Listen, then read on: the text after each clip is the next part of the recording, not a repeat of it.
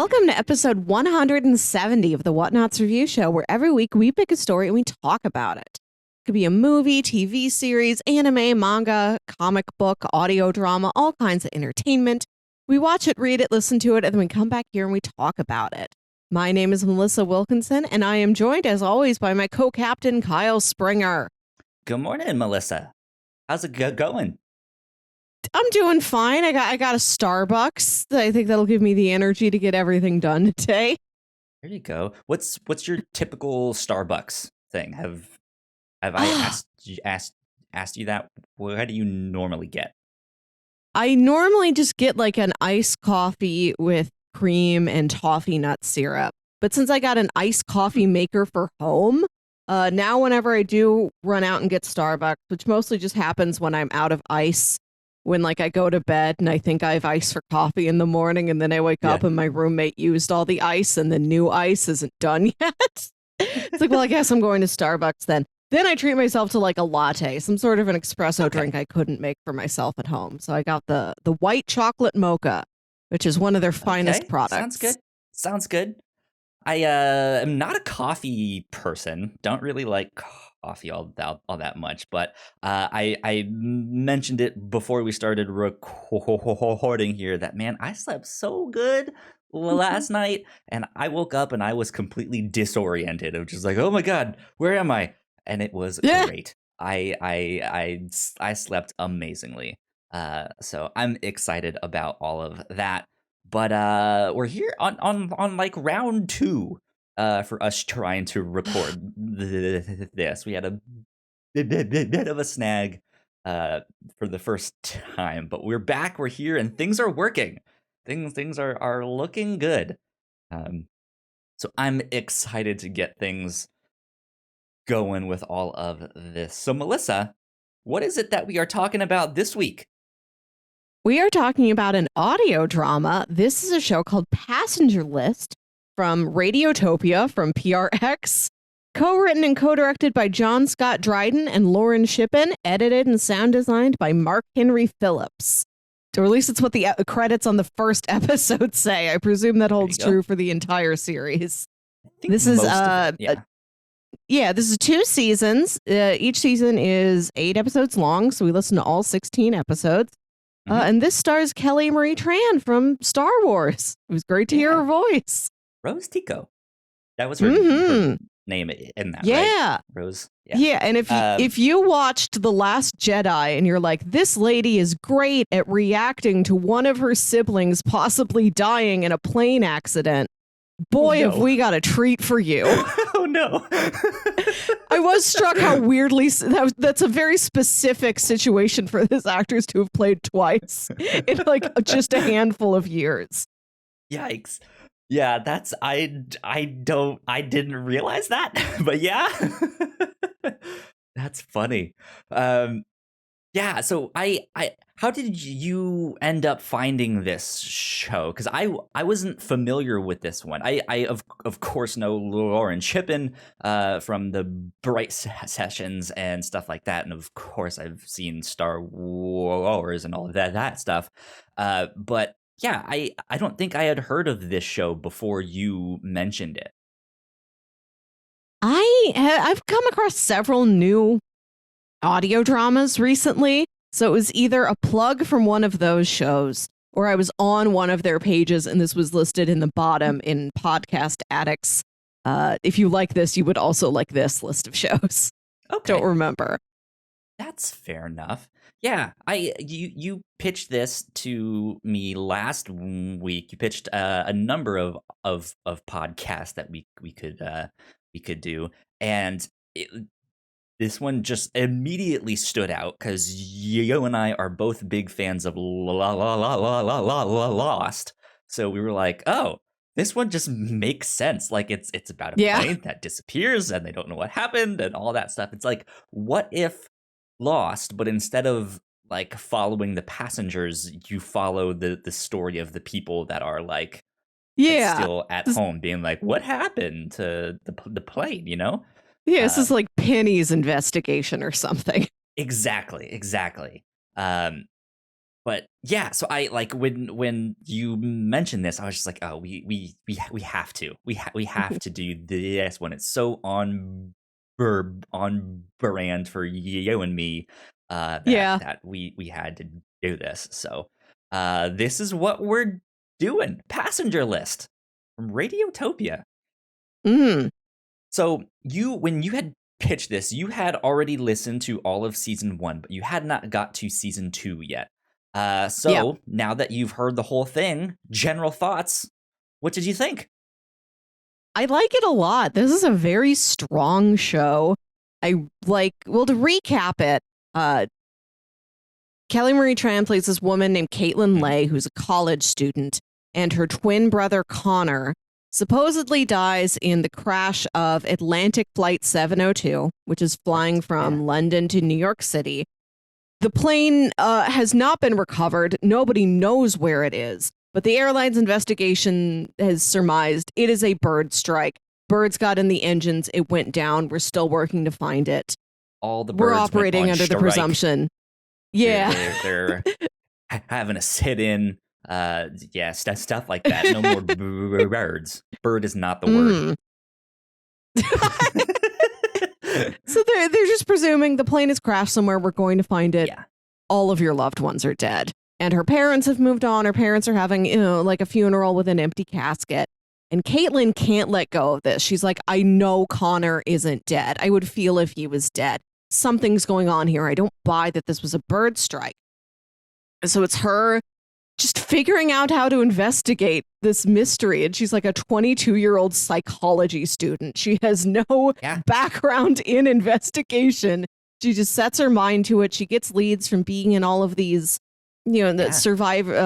family support groups. She talks to people. She tries to get leads. She tries to talk to like anybody who could have known, like the co-pilots, or there was some missionaries who are coming back from Africa, and she wonders if maybe they were carrying a disease. She's scrambling around trying to follow every lead and starts to uncover that there is some sort of a conspiracy. Exactly. Yeah. It's an interesting show for sure. I really enjoyed it. I like that it's only like 2 short seasons. That it is just like, hey, it's a smaller contained story. Yeah. You will find out what happened to the plane and stuff like that. And yeah, each one you listen to kind of focuses on one clue or one lady that they are trying to track down. So it's kind of segmented in that way, which is kind of nice. It makes it nice to follow along. However, I think more towards the end of the show, once you get into the later half of season 2, and you still don't know exactly what happened to the plane, and they're still doing stuff like that. We're like, what if we track down this thing? It's like, okay, I kind of feel like I should know a little bit more about this by now and what's happening. So personally, I felt the ending was slightly rushed, but I think it still worked though.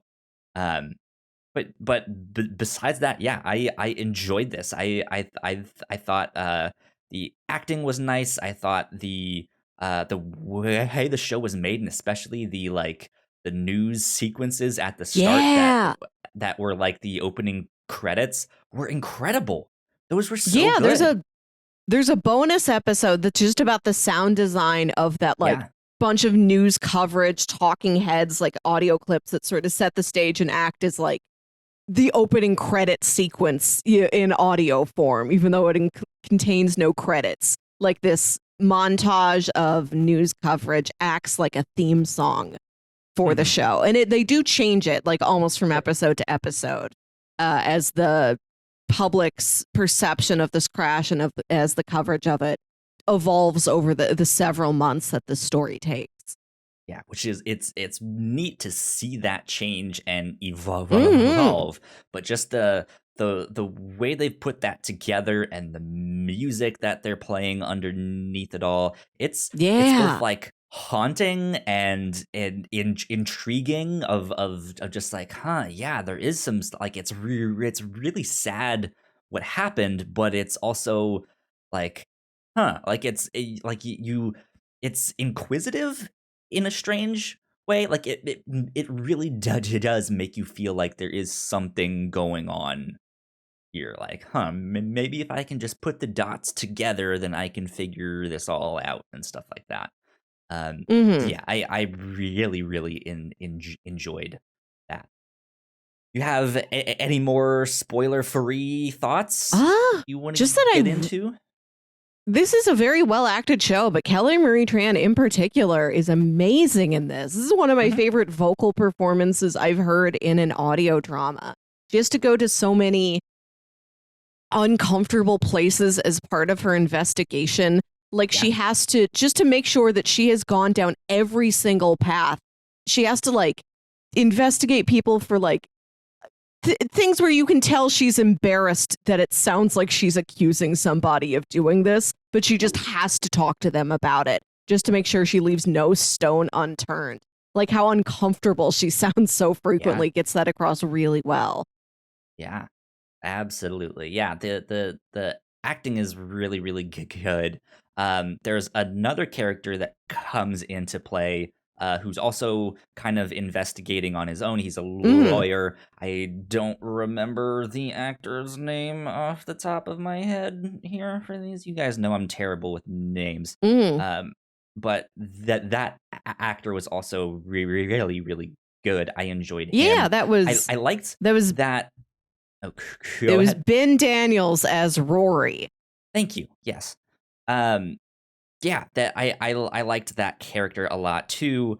And one last thing that I liked about the acting is that Kelly Marie Tran's character and the actors of her parents, I guess they are Vietnamese. I don't know. It sounded like Vietnamese to me. But yeah, they sometimes will speak in their native tongue, and it's one of those things that they kind of go back and forth, and so you know that they are saying something else, but it's not necessarily important if you don't understand that one line that they say, or they will respond to it in English, so you can kind of decipher what they're saying and stuff like that. But I liked that touch just to have that, like, hey, when you are back home or speaking to your parents, that there is this like familiarity thing that's going on there, where it's just like, hey, this is home. We have a different language, or we do things a little bit differently, and I think that was a nice touch. Yeah, I like that addition a lot, especially how much it is used. And this is an audio drama. You don't have subtitles. You're really in the dark about what they're saying unless you do understand that language. And maybe you can look up transcripts of the show that do provide translations. But if you're just listening to it, you don't get to know what that is. And the show is aware that you don't know what that is. I did like that a lot. I've never seen an audio drama do that as much as this show does. I think that might have come up in Marvel's, where they go visit that scientist girl. I feel like maybe her mom would talk to her in Spanish. Like that, I think that's the only other time I've heard something like this. And it is something I've seen in movies frequently. But yeah, in the subtitle-less format, it's a very bold addition. I liked it a lot. Indeed. Yeah. Go check this one out. Like we said, it's only 2 seasons. It's pretty short. We think you will enjoy it. But with that, we're going to get into some housekeeping, and then we will get into spoilers and start talking more in depth about the podcast here. So we will be right back. We put a lot of hard work into the shows that we make, and yes, we make multiple different shows here at the Whatnauts, and we'd love it if you would check them all out. You can find out more information on our website at thewhatnauts.com, as well as your favorite podcasting platform of choice. When you type in the Whatnauts, all of our shows will pop up right there. Just don't forget to give us a nice rating and review if you like the shows. If you want to support what we do here at The Whatnauts, patreon.com/TheWhatnauts is the best place to do that. You can support us for as little as $1 a month. You can get all kinds of exclusive content at the $3 tier. You can also get a shout out and thank you on all of our shows at the $5 tier. You can support us on Twitch by subscribing to our channel at twitch.tv/the Whatnauts, and we would love to have you all join us for our live streams and talk with us in the chat. And lastly, we have merch. If you want to grab yourself a shirt or a sweatshirt or a mug or something else, go to thewhatnauts.com/store to pick up some merch today. And we are back. Big shout out to our Patreon supporters at the $5 tier and above. So thank you, Sam, so much for supporting us. It means a lot. We appreciate it. Thank you for supporting us for so long. Yeah. I think let's see, cool things that we have been doing here on at the Whatnauts. Coming up at the end of the month, we are covering a book for the first time on the review show, despite us saying it's a book club style podcast. House of Leaves is what we are going to be covering. It's a very different kind of novel. It reads a lot more like an academic paper, but it plays with the form and function of a book. Exactly, but it's a kind of spooky tale about a house that is bigger on the inside and seems to be growing than it is on the outside. But yeah, it's a fascinating book. So be on the lookout for stuff like that. We did our reactions to Marvel's What If. Their first thing that they did there that was a lot of fun. That was on the Reactor Core, so you guys can go check that out, as well as a spoiler cast for Suicide Squad that is out there as well. So go check all that stuff out. So we do quite a bit here at the Whatnauts. So there you go. Melissa, let's go ahead and get into spoilers. Hey, here we are in spoilers. Man, where do we want to start with this one? I kind of want to start a little bit more with just the main character and who Kelly Marie Tran's character is that she played in this podcast here. So, didn't mean to do that. So yeah, I guess one of my problems, I've already mentioned one of them. I kind of want to start out with something that I don't like about the show, which is few and far between, but there were a couple things that I was just like, I wish there was more of this thing. As much as I liked the acting of Kelly Marie Tran, I never truly felt like I got to know her character, which is strange to kind of say. By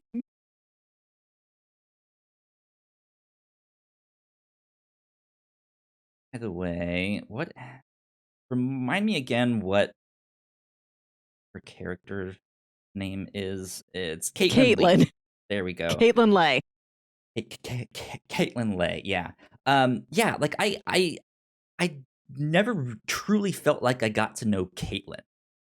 I think the most that I think we got to see a good character moment with her was when she goes back to her family. There's a couple times when she goes back to the house and she gets to talk with her parents and stuff, but it's especially for me the moment where she goes back to play her brother's video game, like that to me was the most revealing about her character.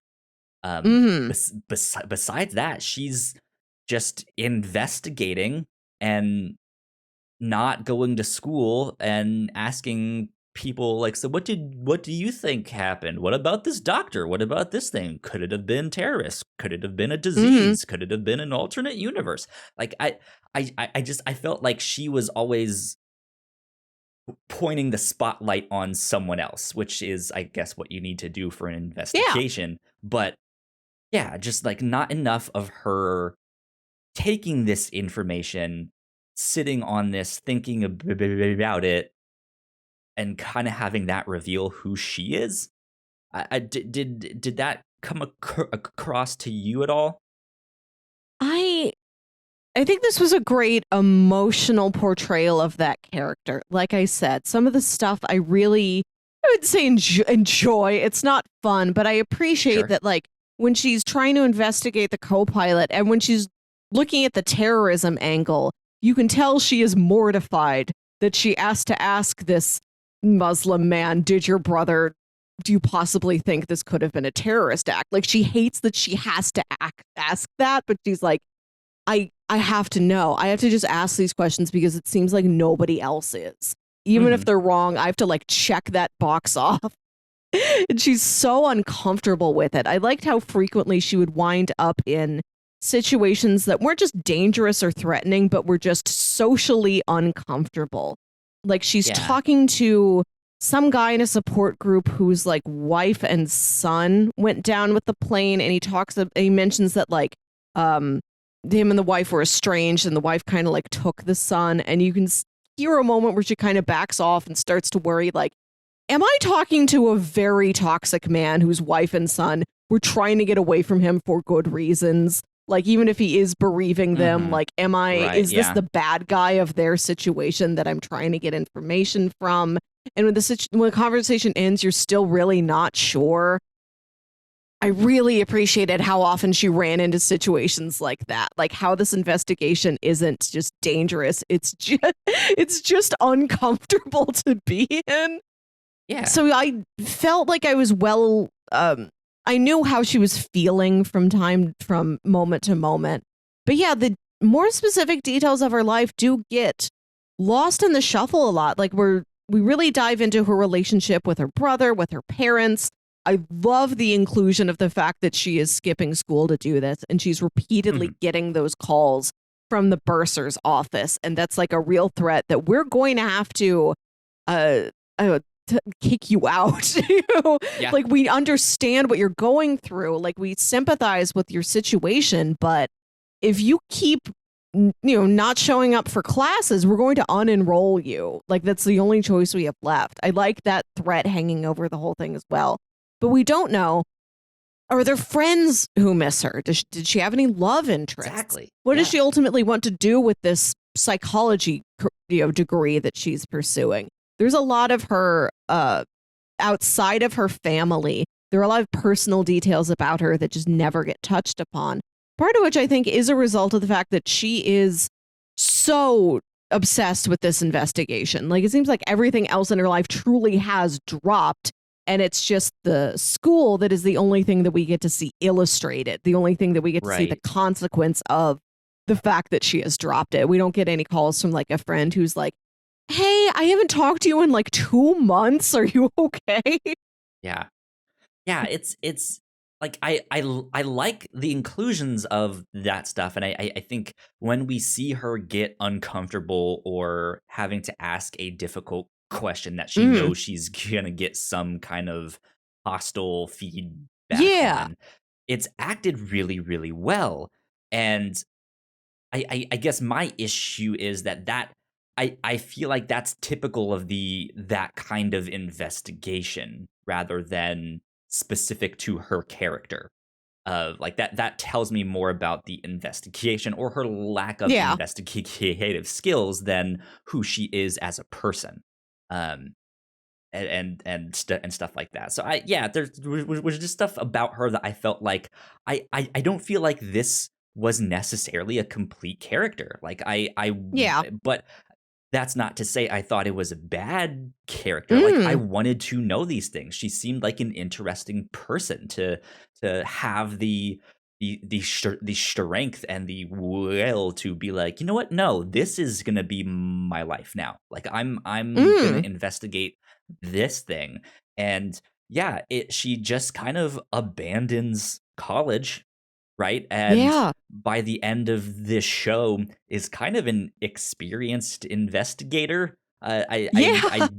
I don't want to say necessarily super great at her job, Mhm. but is still just like, hey, you've gone through some of these challenging things, and I think it's the lawyer that's like, hey, if you ever actually want to be an Yeah. investigator for me, let me know, because Mhm. you kind of know how to do that now. So, uh, but I oh, go ahead. No, I want to say that there is also a novel that seems like it's going to be a Yeah. continuation of this story. At the end of the episodes, they plug that the creator has written a novel, I think also called Passenger List. I think it would be out by now. And they do say make sure you don't look into it until you've finished season 2, because that would spoil it. So I imagine it picks up where this audio drama leaves off. Then maybe then we get to learn more about Kaitlin as a character through the format of a novel. Maybe it's told from her perspective. We get more details about her. Gotcha. Yeah, And I also wanted that to could talk be true. about Rory. I think Rory's character journey is very interesting. His main motivation, he's a lawyer who, once it is revealed that the crash has been found at the end of season 1, he starts calling all these family members to offer his services to them, to offer his legal representation of, I think we can get money out of the airline, and I think we can get answers out of the airline. Like, he's not acting from a purely financial perspective. Like, he's really on the side of these family members saying, I want to get you answers in addition to the payment that you are owed for this terrible thing that happened to your Yeah. loved ones. And all these people are shutting him down because they think he's just like shallow money grubbing, or they're like, we're done with this. We've been through so much. We don't want to get deeper into this. Yeah. Because like I think by the It's time the crash is found, it's been at least like 6, 7, 8 months since the original, when the plane was supposed to have landed. Yeah, and they've gone back and forth on like, oh, the plane disappeared, to it's a Yeah. bird strike, to it's not a bird strike. Oh, we found the crash and all that stuff. So they've gone through a number of emotional gauntlets, right, Yeah. of this stuff. So even if he is trying to help them, it's just always awkward approaching people who Yeah. are grieving and Yes. like it's like, hey, I'm trying to help you, but I know you might not want to deal with this right now, or it might Yes. bring up some uncomfortable things, like after you've already moved on and accepted this stuff, now to find out that it might be something else. Yeah. um so I think, to me, he was an interesting character too, because he had something going on with his daughter. uh Yeah, I like that a lot. I like that Rory was another character in addition to Kaitlin, who we got to see pursue these conversations with good intentions, with full sympathy with the person they're talking to, but aware of how uncomfortable the conversation is. I liked that pervasive theme in this. That's something I haven't seen very much in other investigative mystery narratives. Yeah, Rory has a daughter who's in rehab, and she keeps calling him. She's so upset she has to be there. She doesn't want to be there. She wants to be taken out. It seems like she had like some sort of a relationship with this drug dealer. She's having trouble getting off the drugs, getting away from him emotionally, and yeah. constantly calling Rory. So Rory's dealing with all these calls from his daughter, from his ex-wife, and from this facility that she's at, because he's way behind on a big payment. And they're like, if you don't pay this, we have to send your daughter away. Like, she can't keep staying Yeah. here if you don't pay for our services. Similar to Caitlin's situation, where like, we understand that like you paid for and signed up for all these classes. We have to unenroll you if you don't actually go to them or interact with us in any way. Like, we have to take you out of the school. And as Rory's journey continues, and when we get to the part where I think one of his associates calls him and lets him know, hey, they've noticed you're looking into this crash. Somebody has seen you. There's going to be real serious repercussions for you. Like, they're going to drag out this old case and find some little loophole that will make you the villain of the whole thing. They're going to sue you back. You could be disbarred. You could like lose your practice and everything. And he seriously thinks about, maybe I just have to play along with whatever it is these guys want. And Kaitlin's so upset with him. Like, why would you turn your back on our investigation? Like, I thought we were going to be with each other to the end until we got answers.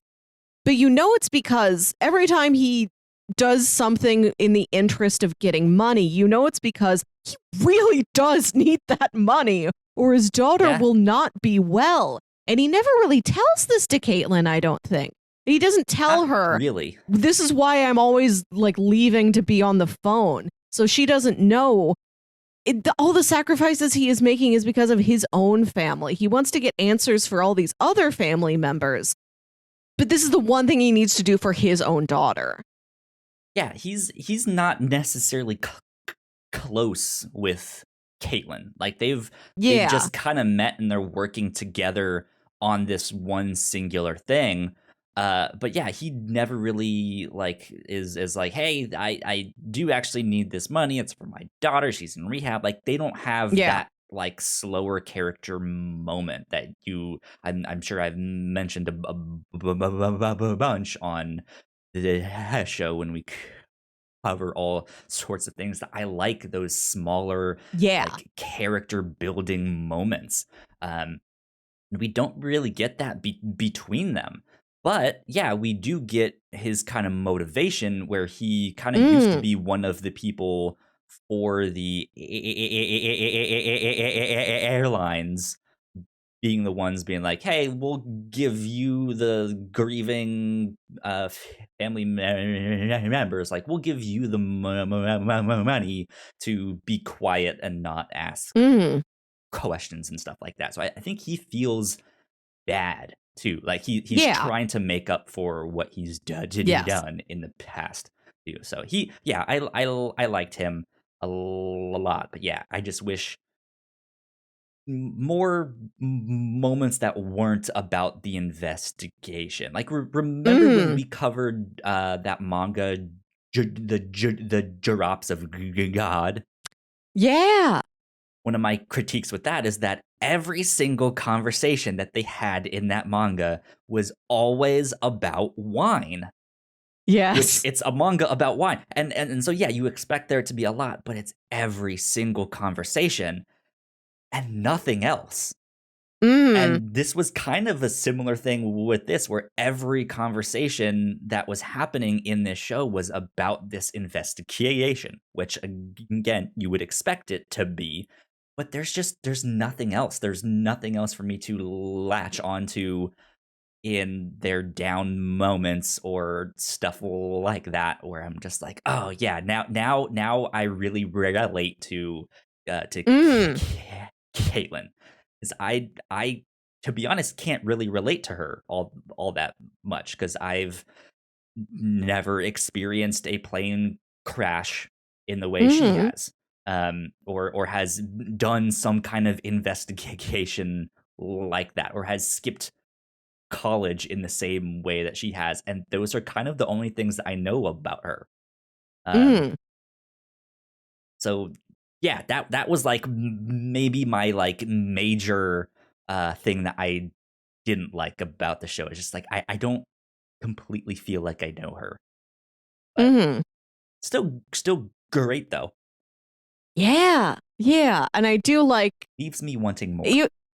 Even if we don't know like the status quo of her life very much, I do like the interesting stakes that the story chooses, and that it's like, we're going to really drill in on one part of something that's had to be left behind in pursuit of this investigation, which is all those calls from the school and the stakes of just... the number of awkward conversations. It's awkward for you to listen to also, but I appreciate that it's there. It's a nice change from a number of like threatening conversations.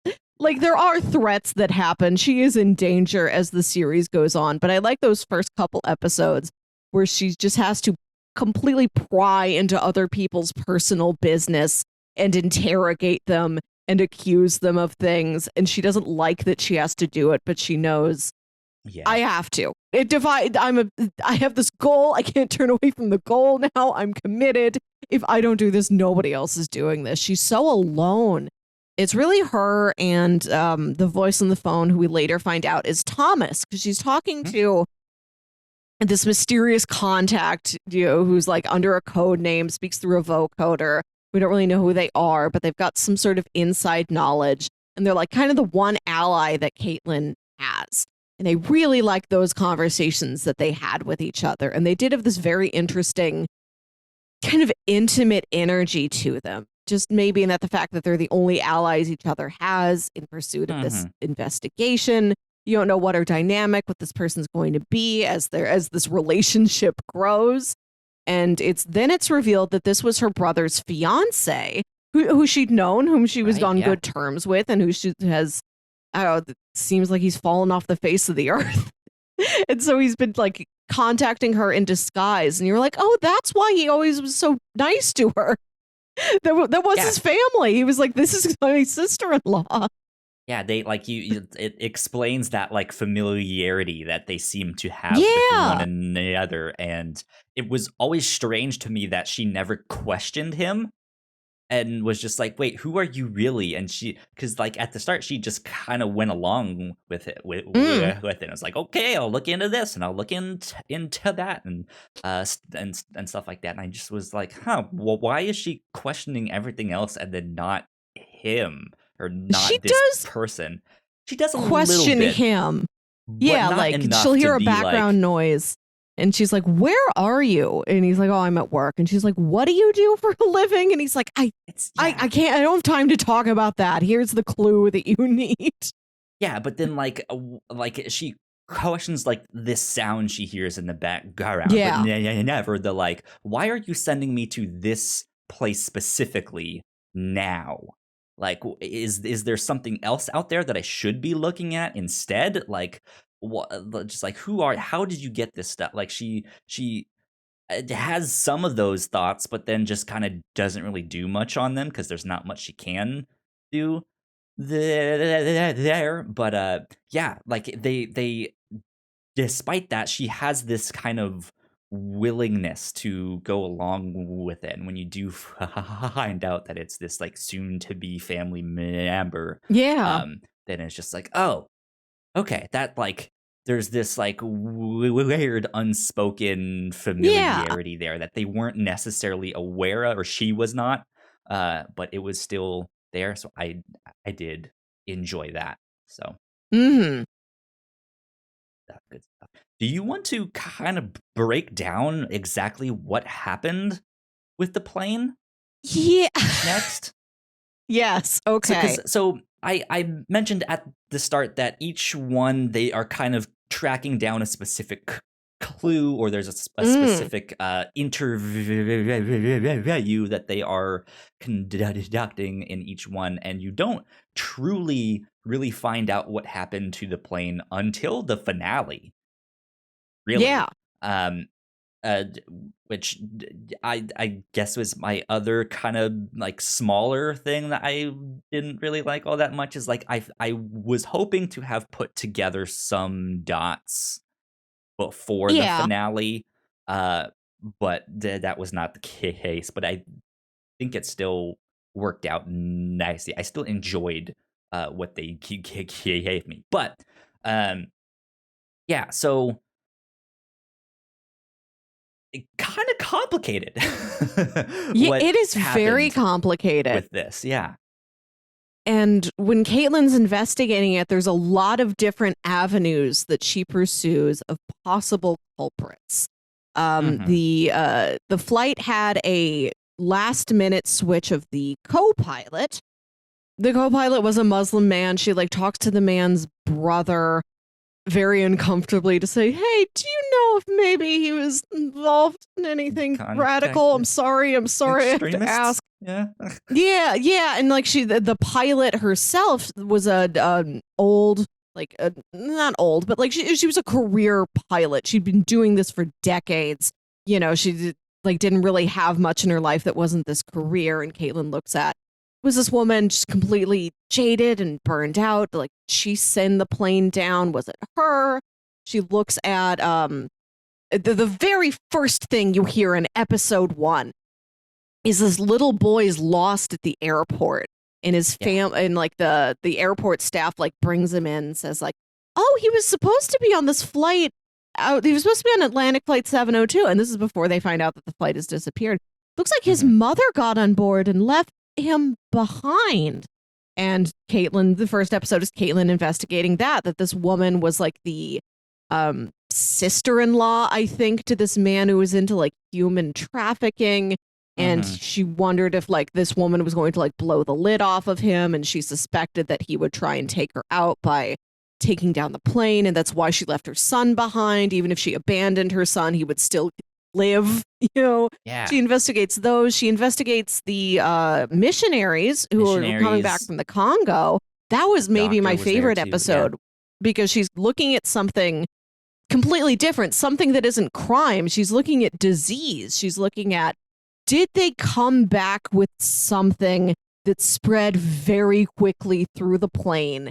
And that's what took it down, that the pilot, you know, no longer became able to continue flying the plane. And I when she's first looking into that, she is more looking at that as like, was this an accident? Like, did they know they were sick or sick with this particular thing? Maybe they just thought it was a flu.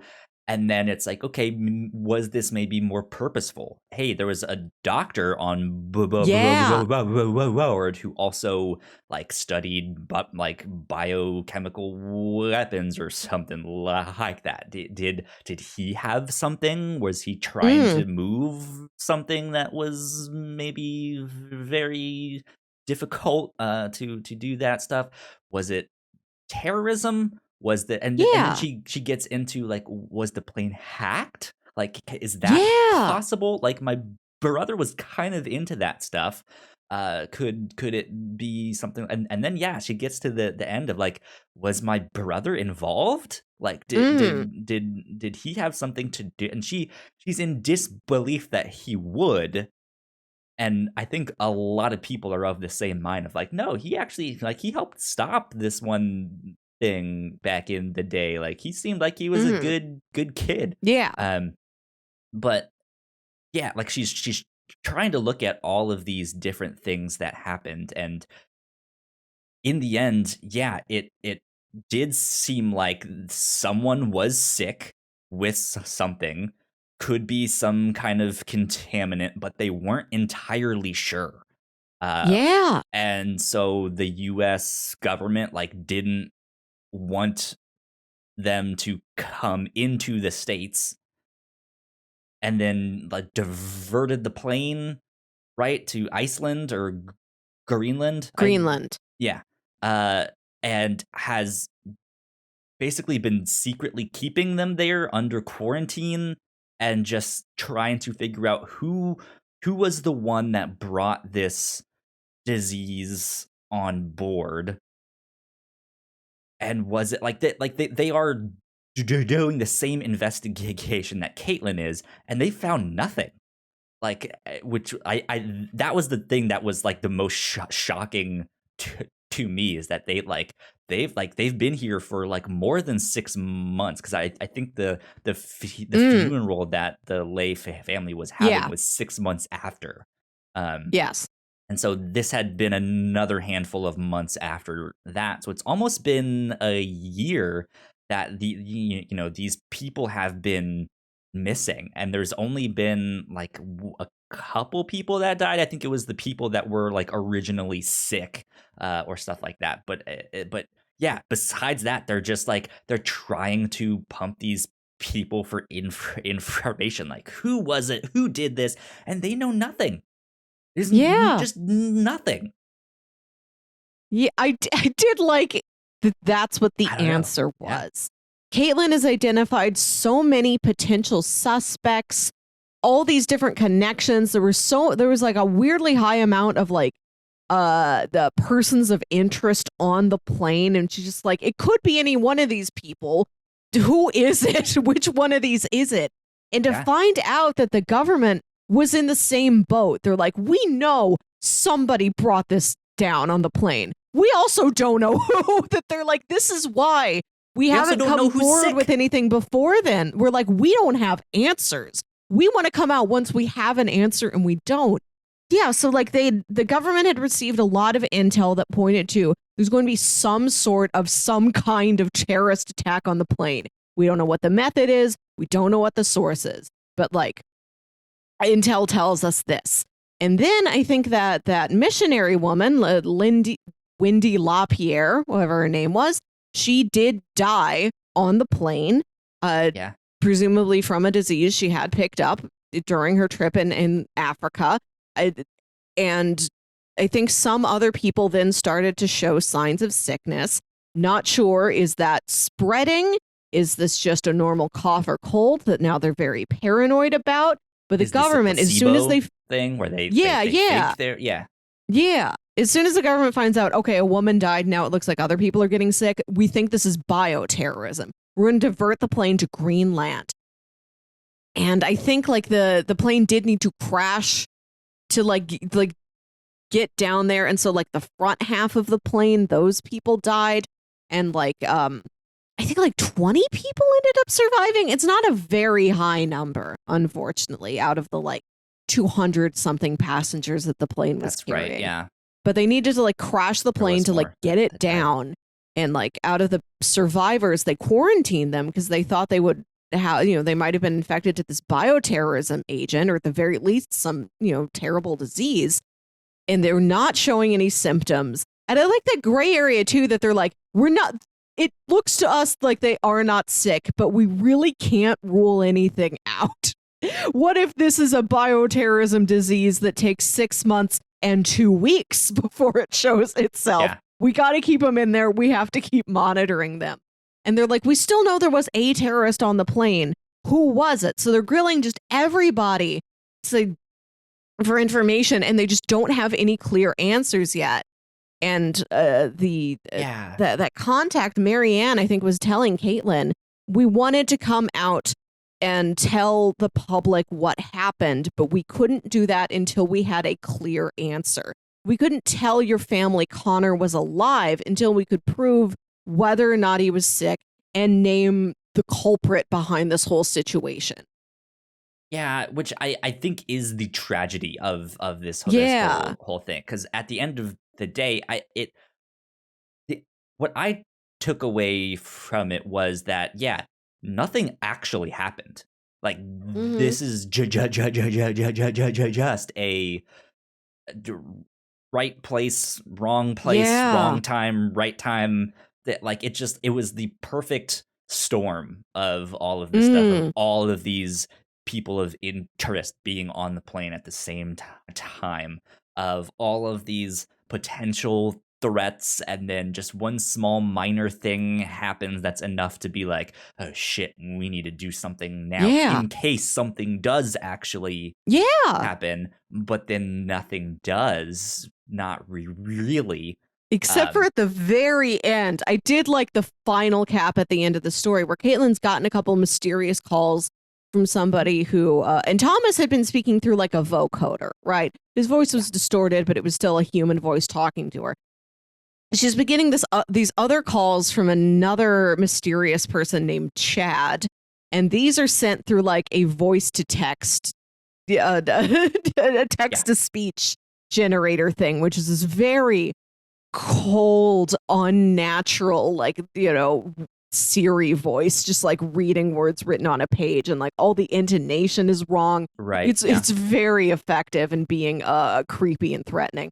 But then she gets a call from Chad after everything's over, and Chad's like, great job, Kaitlin. You did it. You solved the mystery, and you provided a great distraction for us. There was a bioterrorism element, and it was hidden in just an innocent little glass vial at the London airport's duty-free perfume shop. And it's like, Kaitlin, maybe somebody's bought that little vial of perfume.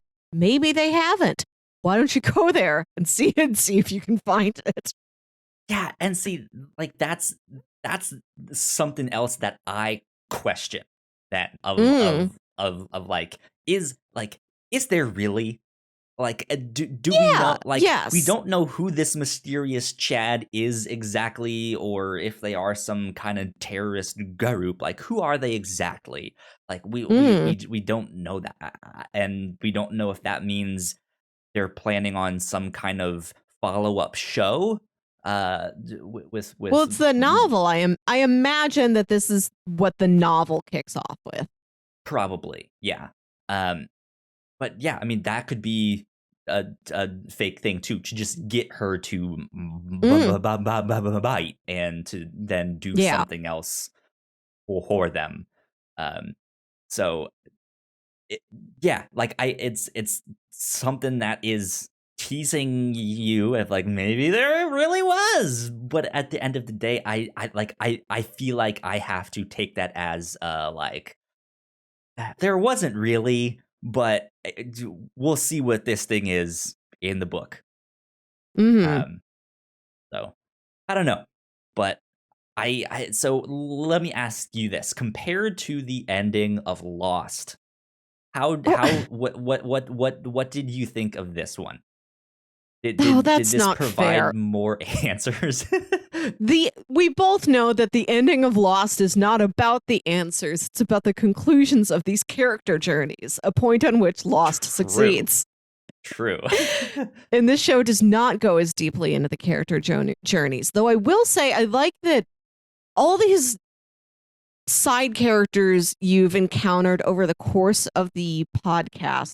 Fortunately, there are people that die. That journalist that was like detained in Iran for 3 years, who had like a little kid at home. She's Mhm. died. You know, she doesn't get to go back to her daughter, who like Yeah, barely remembered her anyway. Just so sad. But I think Jim Dennison's daughter, yeah, his daughter survived, right? I believe so. Yeah. And I think like the little boy's mom survived.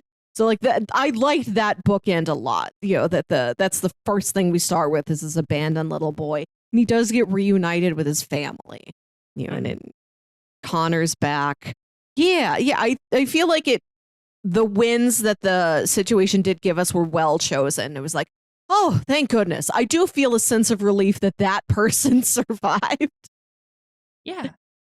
I felt like the show did know these are the areas where we've provided enough depth that you would want to see that person come out of this okay. Sure. Yeah.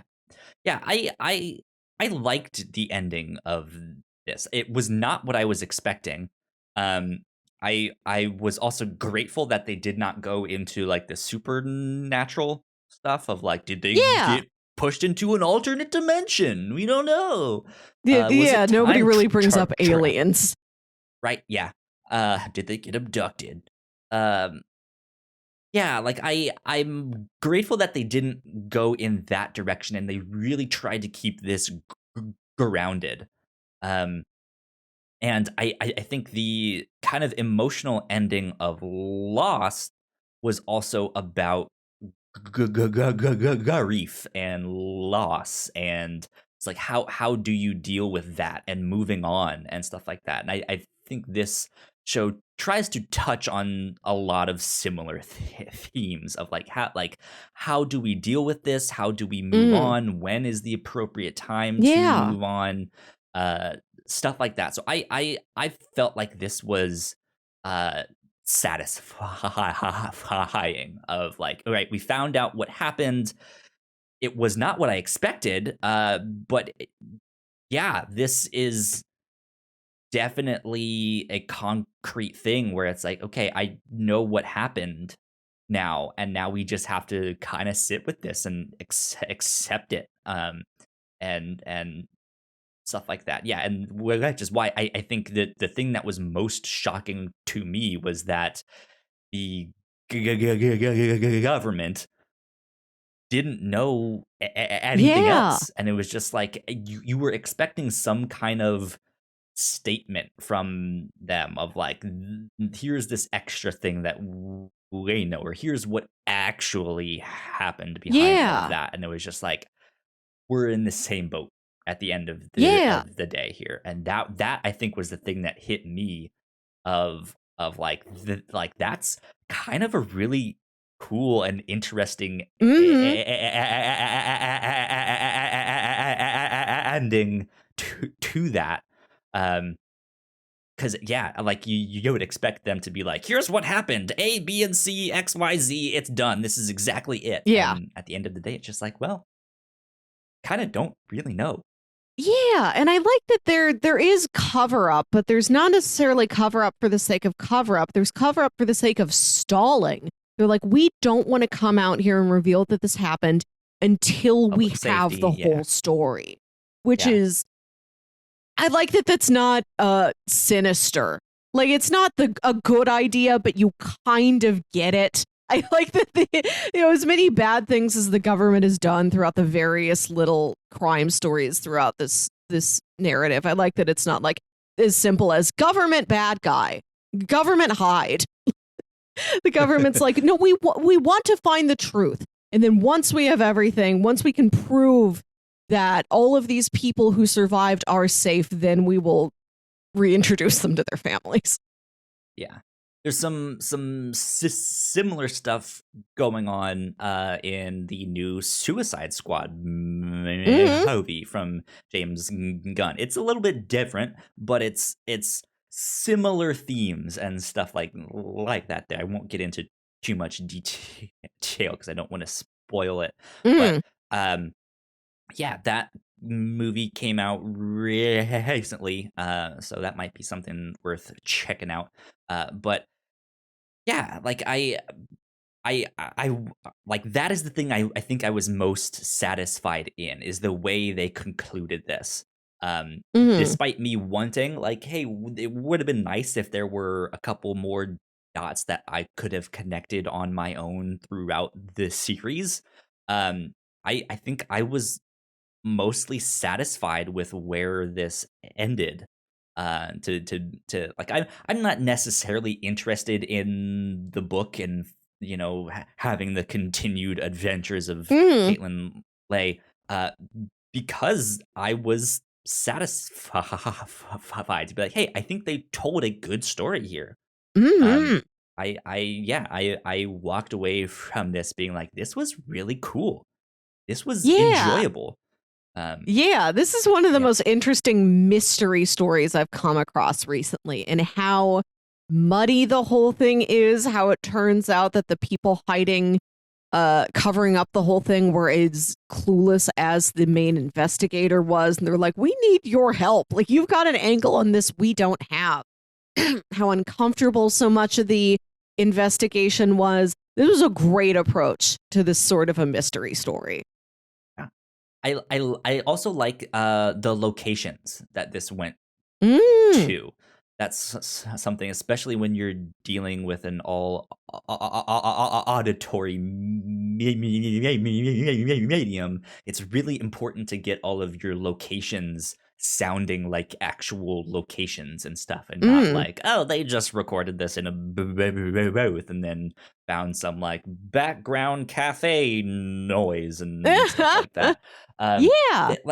Especially when they're in Greenland, when they're trying to like get to that base in the episode titled Tundra.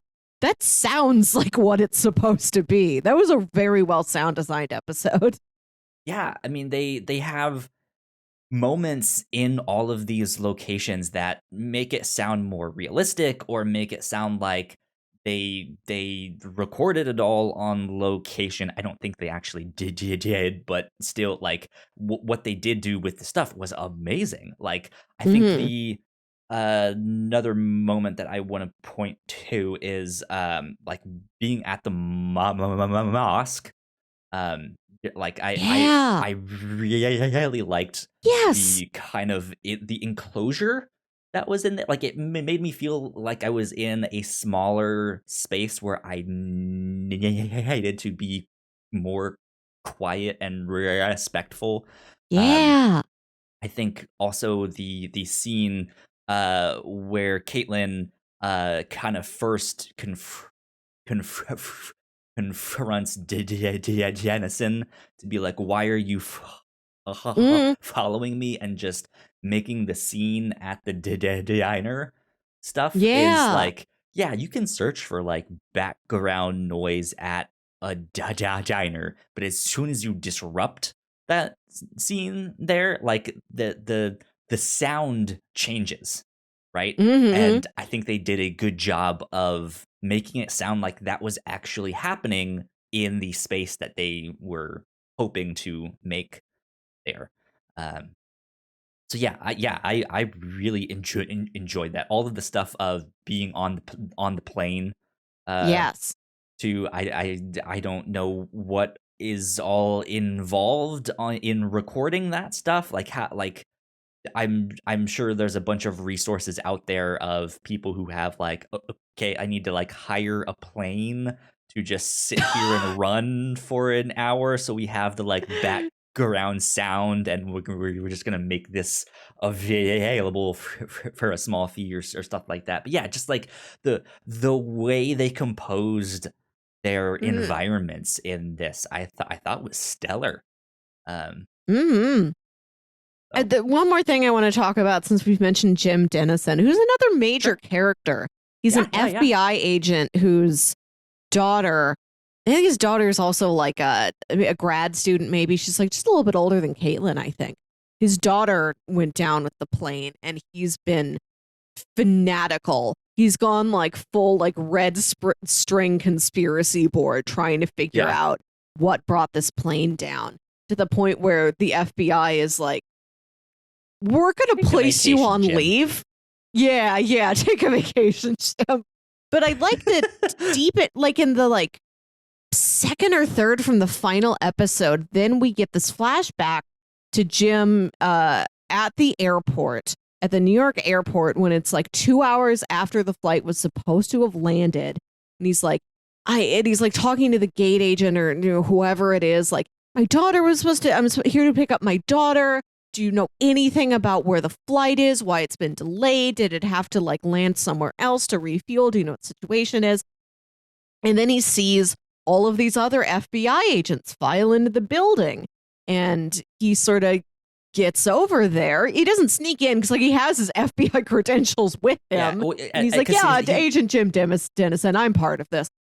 He mentions that he's off duty, yes, but he mentions like, this is like, why am I seeing my coworkers start to exactly, show up yeah here? Like he has this moment of just like, what the fuck is going on? Can someone tell me what's happening here? yeah, he's like instantly suspicious, like something must have gone wrong. There's some threat to something here. And so yeah, he just flashes his badge and he gets into this meeting, and it seems like maybe it's like acquaintances of him, people who don't know his daughter was there on the plane. He's here as a civilian. He's here as a dad to pick up his daughter from the airport. They think he's just, oh, Jim, who I've seen around the building. Yeah, oh, Jim's here for work reasons the same way I am. And he goes into this briefing room, and then the commanding agent is like, okay, so really we think that the plane has gone down, but we don't know for sure yet. And these, like, he's briefing all of these agents, and Jim, who is now hearing all of this terrible information in this cold, clinical, the agenty way, just like completely breaks down and just starts sobbing in the middle of this briefing room full of FBI agents. Yeah. Ugh. Heartbreaking stuff.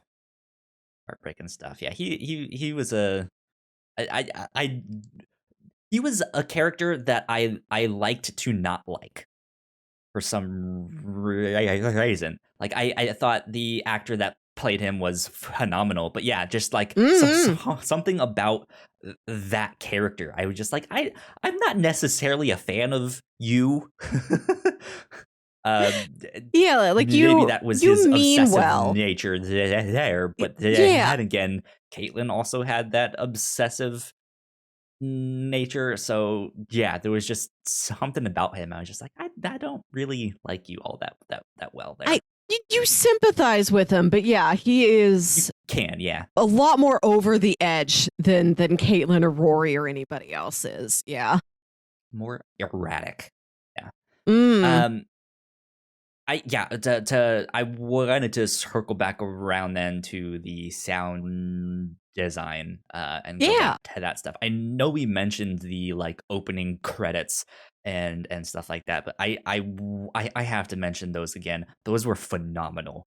They're great. They're great. They're so good.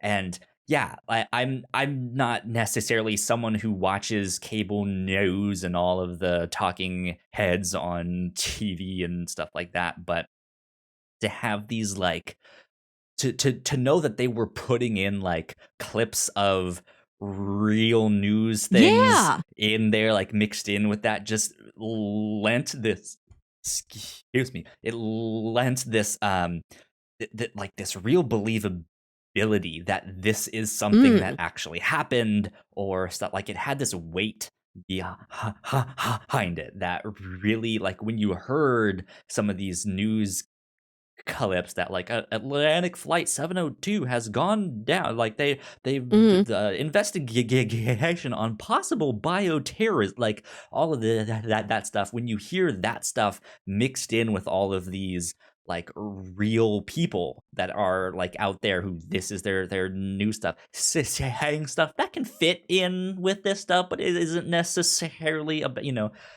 like it made it seem that much more realistic and Yeah. global. Like this was Yeah.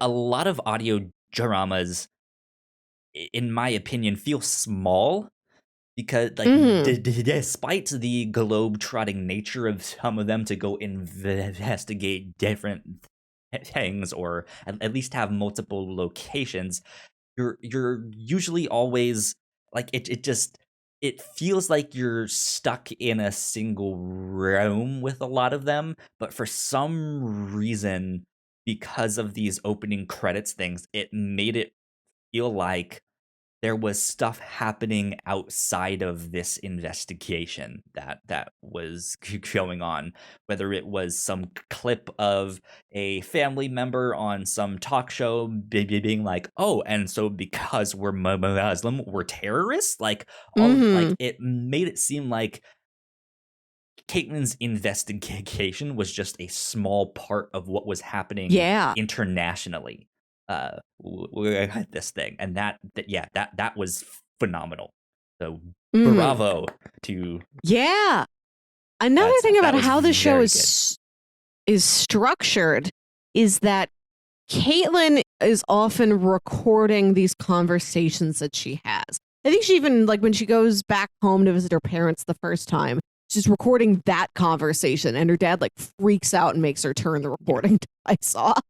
yeah, Like, she's recording all these things. So we have the diegetic form of recording, but we never have a diegetic form of editing. It's not, we never hear Kaitlin mention that she is then editing everything she's doing. And there's lots of stuff that hasn't been recorded, like the conversation at the beginning, where the little boys found abandoned at the London airport, Jim finding out in this room full of FBI agents that the plane has gone down.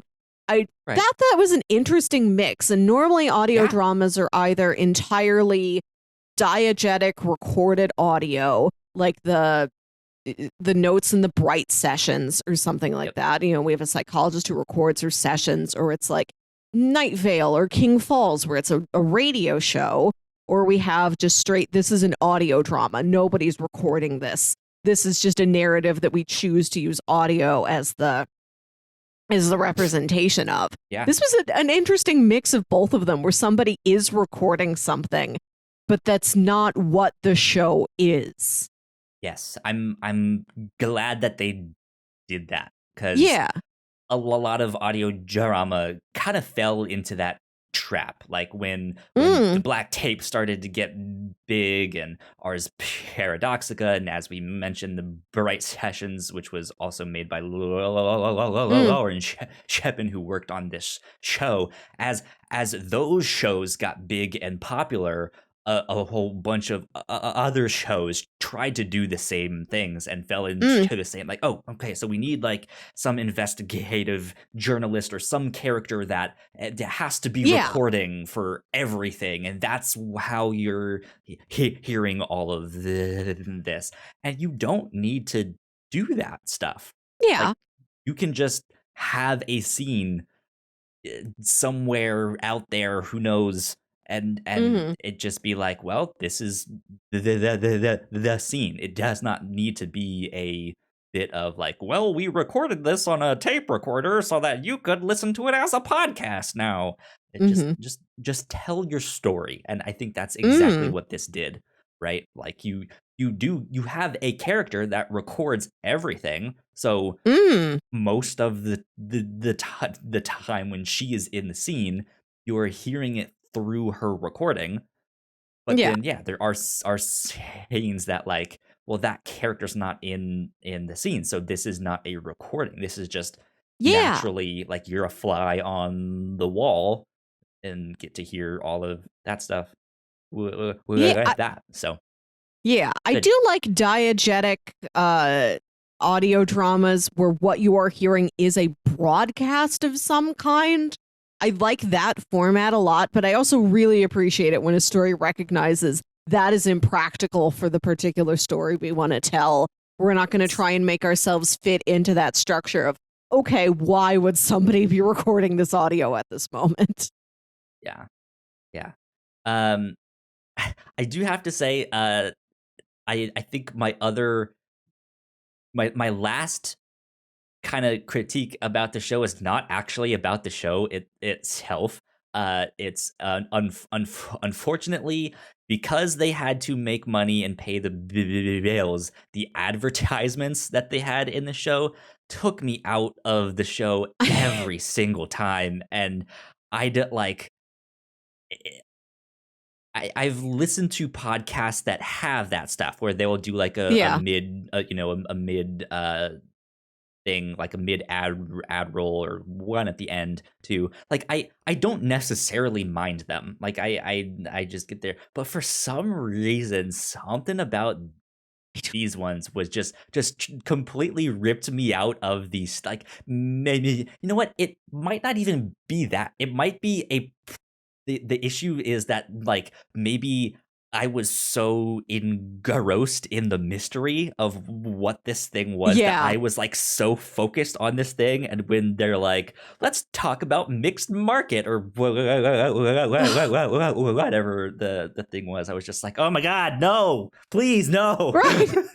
I think it's because most audio dramas that have ad reads, these ones are not given, it's by like one of the producers of the show or something. Yeah. Normally, if you're doing something that is outside of the narrative, it's either at the beginning or the end, or if it is in the middle, they make it part of what the show is. Like Alex Regan is the one telling you about Bombas Socks through her perspective as a fictional character who is a And broadcaster who why would they do an help ad on read her in the middle of her show. investigation and stuff Right, like that. yeah. But this is a non-character is going to break into the middle of the episode to tell you about Misfits Market. And they're like, it's better than your grocery store. And I'm like, you don't know my grocery store. Yeah. I always get frustrated at those ones in particular because like St. Louis's grocery stores are St. Louis specific. Like we don't have a lot of the other. I mean, we've got like a Whole Foods and Trader Sure, Joe's yeah, and all yeah. those. But like our regular plain grocery stores are like not the ones other regions have. So I'm like, I know you didn't write this having ever been to a Schnucks. Don't tell me what can do better than Schnucks. Yeah, it's an issue of their story was so good, and like I was just so like, huh, yeah. So what is this secret code here? Like, who is this like the white matchmaker? Huh? What an interesting name. Who wants like, a weird onion? yeah, Buy right? this And then- carrot that looks funny. Yeah, like and then all of a sudden I'm just like ripped out of the Right. which is just unfortunate. But I guess just goes to show that they made a good show. They did. So yeah, there you go. There you go. Let's see.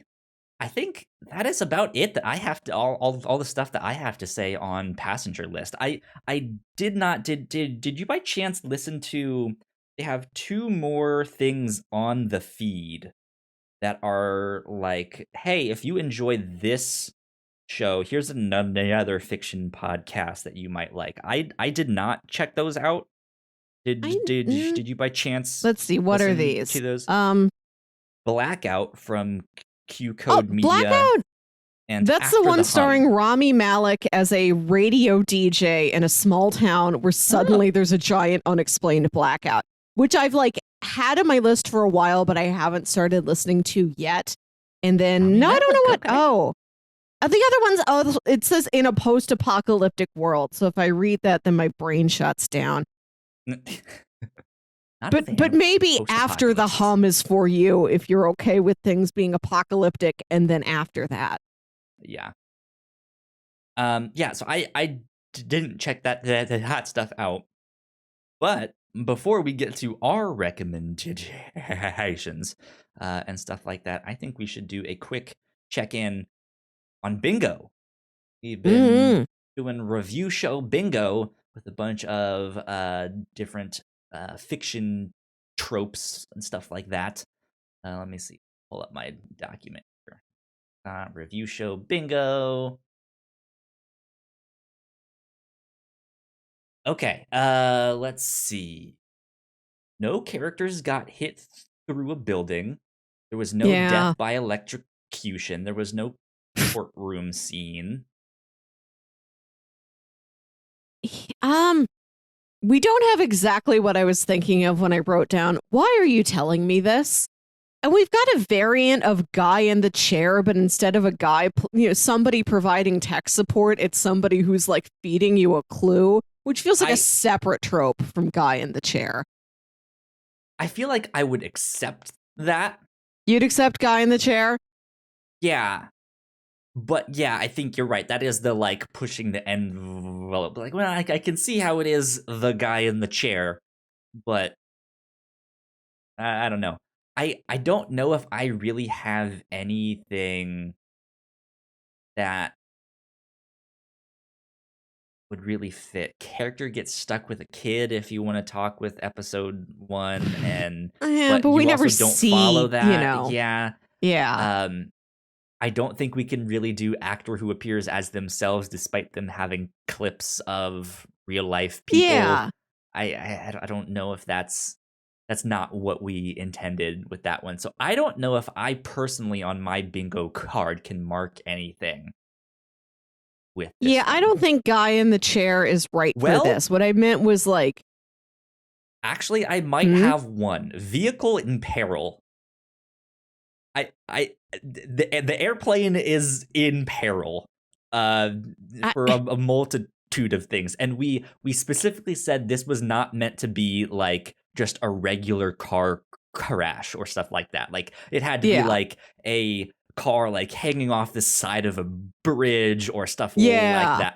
I feel like what happened to this plane would fit in that because it's not a typical circumstance, which I guess any plane crash would not be a typical circumstance, but still.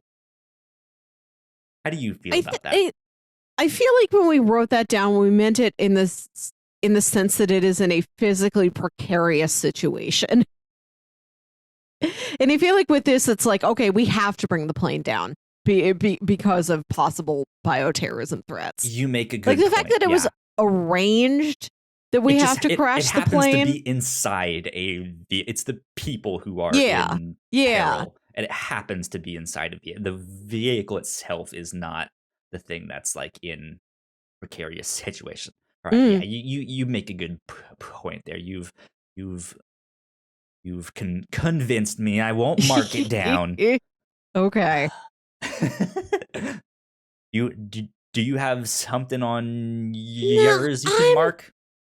I don't think guy in the chair is quite right for this. Like I said, I feel like somebody feeding you clues is a separate trope than like, hey, enhance this image for me. Enhance. Hey, Ethan Hunt, I hacked into the security system for you. Yeah, right. I need like a good old, I need a Benji. Yeah.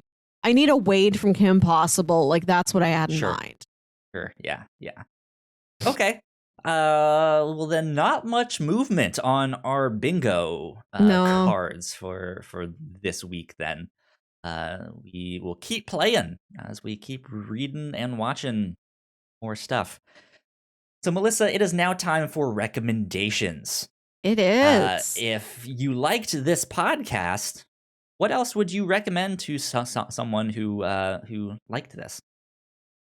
I think I would recommend, just if you want like another really compelling audio drama mystery starring a woman you've seen in a sci-fi movie, you could check out The Left-Right Game.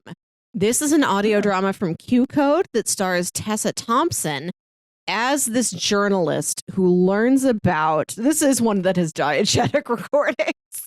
She's a journalist who learns about this weird underground game that people are playing called the right-left game. You could play anywhere, but it's best suited for certain cities on like a grid system where you get in your car and you just start driving left, right, left, right.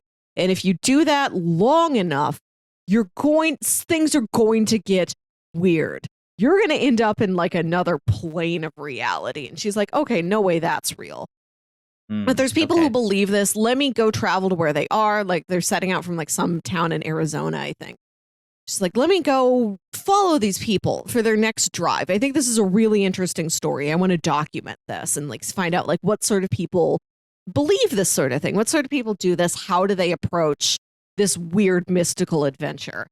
And it's just her in this guy's car who's this old man who's like been doing this for years and he has a lot of knowledge, and she gets the sense that there's a lot of things he's not telling her. And it's her in his car, and then all these, like a caravan of people, all these interesting people. You know, I think you've got like, adult siblings, you've got like college roommates, lots of different combinations of people from different backgrounds and why they believe this and what they want to find when they go into this other plane. Okay. It's great. If you liked Annihilation, you'd really like this. Ooh, it's totally different, but it's also Tessa Thompson investigating just a beautiful, weird aberration to the American landscape. Which she was, wasn't she in Annihilation? Yes. Didn't she have? Yes.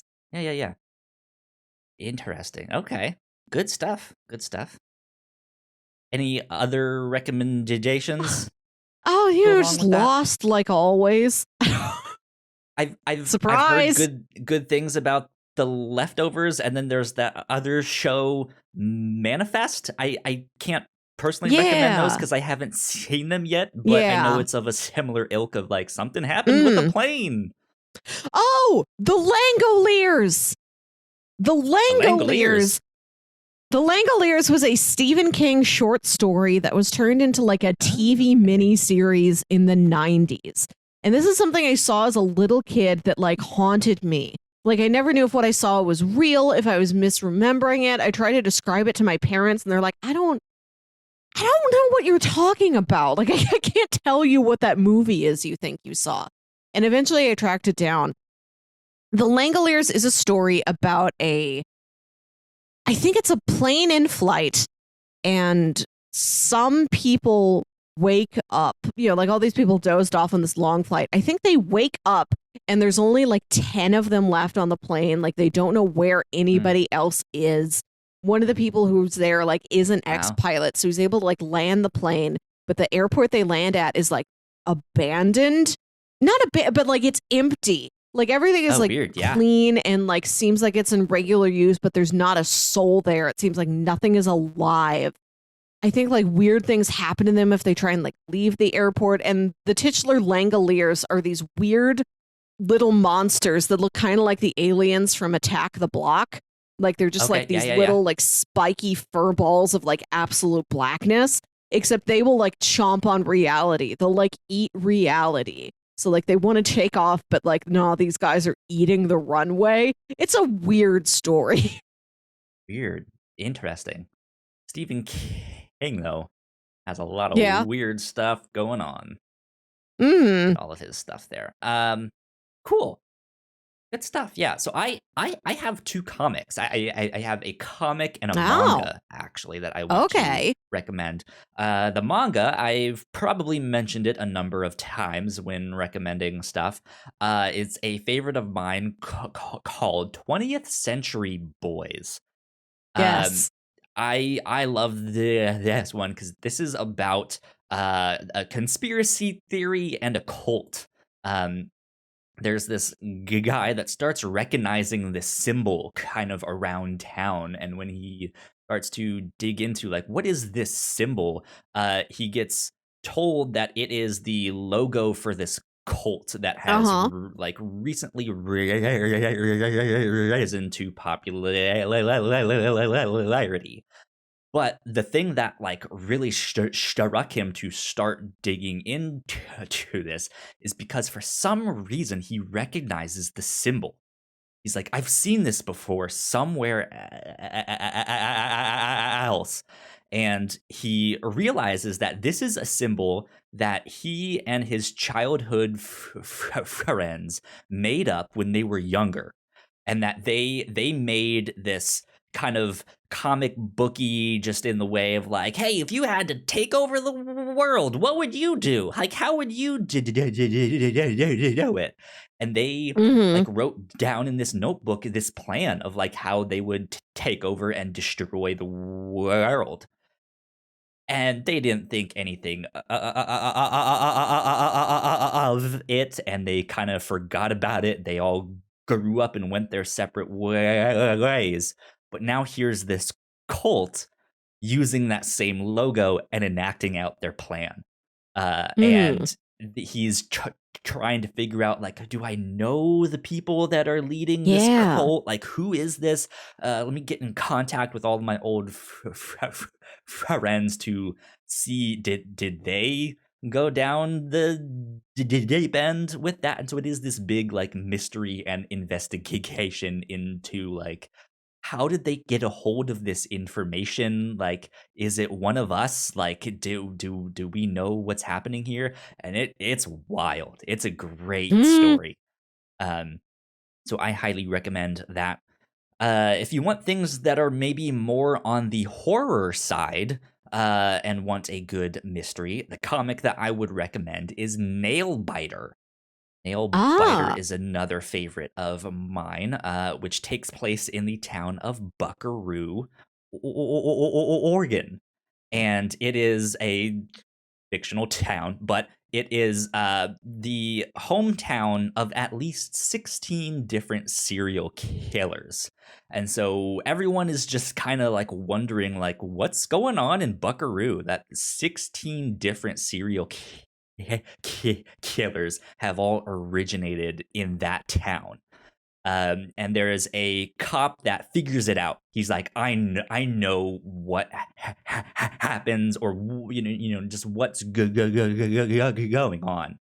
And he calls his friend to be like, hey, I want you here with me to break this story. And so by time that guy arrives to the town, the cop that figured it out is now gone. He's missing. And so this cop that showed up to be there to break the story, ultimately like really doesn't care. It's just like, I'm just here to help out my friend.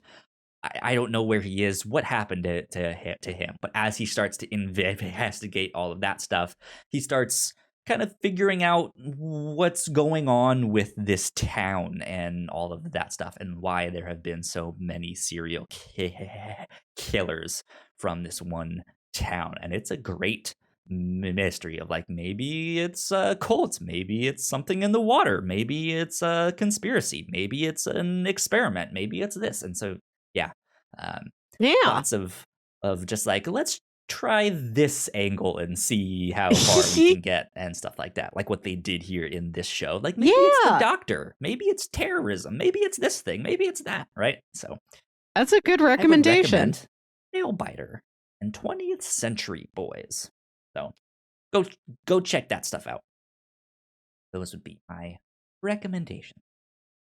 But Melissa, since we have this big giant book to read by the end Yeah. of the month, you and I have been like, let's watch or read like short things, so we can spend most of our time trying Mm. to get through this big giant book this month here. So for next week, my 3 pitches are movies. And these are Good. movies that are available on Netflix, on Prime, and I think on HBO Max is where I found this third Okay. one here. Um, yeah, so the first one, let me pull up my notes here. My notes being Wikipedia. The first one is a fairly recent film. I don't know, I guess released in April. Yeah, April of 2021. This is a film called Stowaway on Netflix. It Mm-hmm. is a science fiction thriller starring Anna Kendrick and Daniel Day Kim. And it is about Ah. a group of astronauts on this mission. I'm not sure exactly what they're doing, but shortly after they've taken off and they've started this mission, they find a stowaway who's accidentally on the ship. Um, and they don't know how he survived like growing or going up into space with them and not being like strapped in. He was like Yeah. trapped in some like maintenance like thing in there, and so when they found him, they're just like, what the fuck, like how. But this is a 2-year long mission, so this Ooh. guy is stuck with them, and him being up there and stuck with them throws a number of wrenches into their survival of like how much Mm-hmm. oxygen they're consuming, how much rations they're consuming, and also him not being a trained astronaut, at least from what it seems like, is just like how are they gonna make this work here? So things are starting to go more and more wrong, and the vibe that I got from the trailer is that uh, maybe this guy might not be a stowaway. We don't Huh. know. He might be there for a reason. We don't know. So yeah, that was the vibe that I got from that there. But space, sci-fi, survival, science fiction, thriller on that one. That's Stowaway. Okay. Okay. Which it says is available on Netflix and is if you're in Canada is on Prime, Okay. Amazon Prime Video. So that's pitch number 1, Stowaway. Pitch number 2 is a movie from 2019 available on Prime. And this is one I'm kind of surprised I didn't hear about because the trailer made this look fantastic. Uh, Mm. this is a 2019 film entitled Seberg. It's a political thriller directed by Benedict and Jaruz, and it's starring Kristen Stewart. Uh, I saw Vince Vaughn in there and Anthony Mackie. Um, Oh. and this is a see, Jean Seberg is a famous American actress known for playing the female lead in Jean-Luc Godard's film Breathless. This is based off of true Okay. events.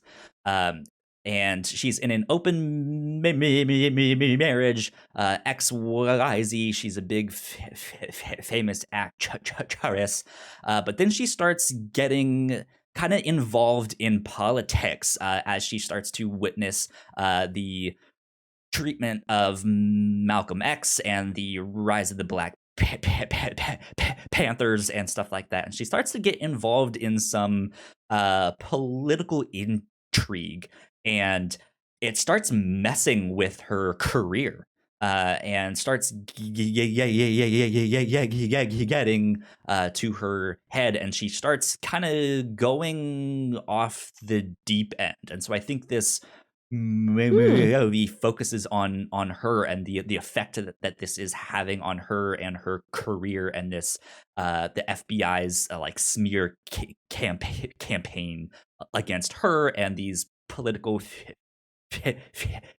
figures and stuff like that. Um, but yeah, the trailer for this looked incredible.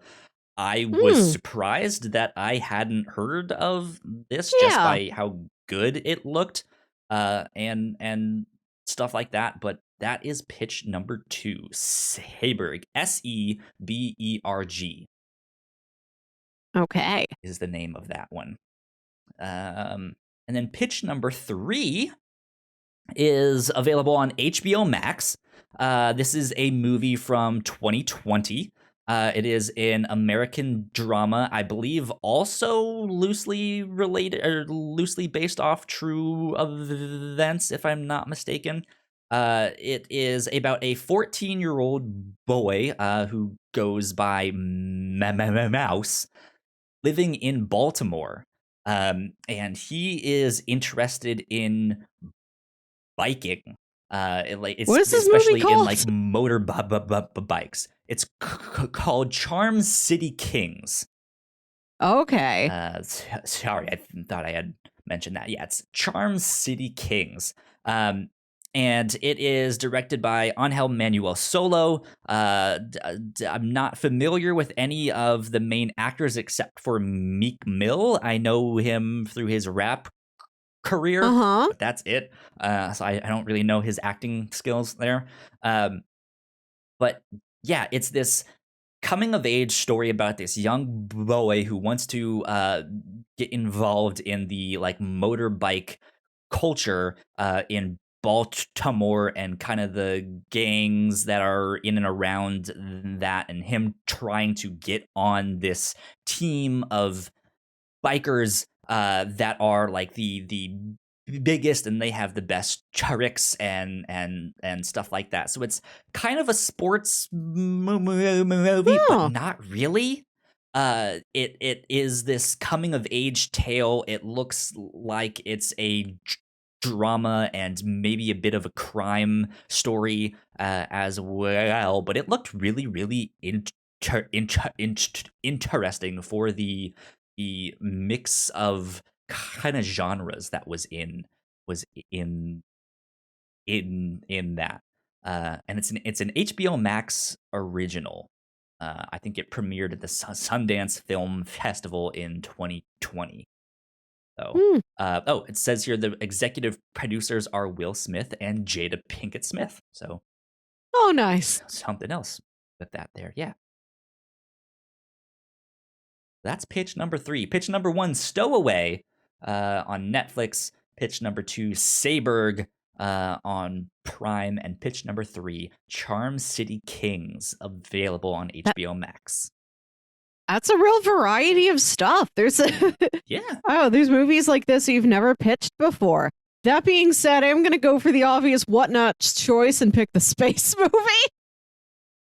I want to watch Especially Stowaway. with Daniel Day Kim, the Right. Lost Like, we can't spend this like an hour there, and a half talking about Lost and have me turn down the movie with somebody from Lost in it. That sounds very interesting. I was thinking recently, we haven't spent nearly enough time in space this year. The only person who's taken us to space is Doctor Doom. And there's so much that happens in that book that you're like, oh, right, yeah, we were also on the moon. So like a good dedicated spaceship time sounds fun. And I did try and put together a series of astronaut pitches earlier this year, but I had trouble coming up with a good solid 3. So you've delivered an astronaut story to me, so I have to pick it. There you go. Okay, Stowaway, which is available on Netflix. Go check that one out. Yeah, this one looked really interesting, intriguing. That's what we will do for this next week.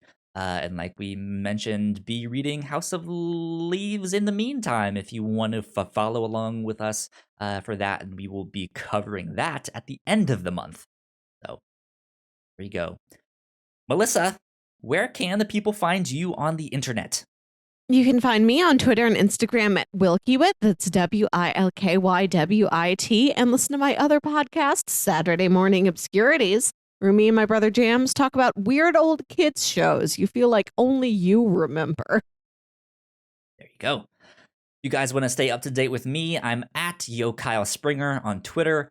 If you guys want to stay up to date with all that we do here at the Whatnauts, we are at the Whatnauts on Twitter, So go follow us there. Go like, share, subscribe. You guys know the deal with all of that.